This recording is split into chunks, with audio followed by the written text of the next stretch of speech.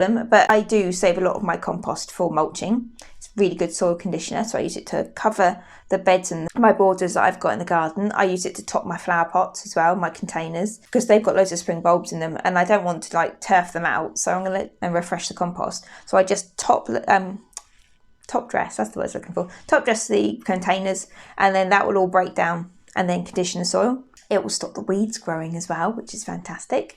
We like that over winter. So it gives us less of a job in the spring.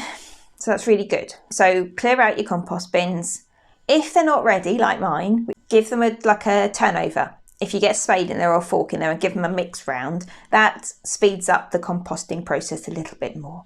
So they should be coming to the end. If you started them sort of this time last year, and they've had all year to sort of think about it, and I have been adding to them all year, as most people do, right up to the last couple of weeks. So there is a bit of fresh material on top. But if you give it a good old turnaround and turf out, if you've got one of them, like a pallet one, you can always scoop it into the next bay, turn it over, and then you've got a spare bay then.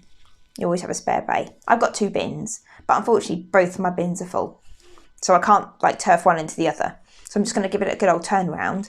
And then I reckon by the middle of October, maybe end of October, they'll be ready. So then I can use that compost to mulch the ground.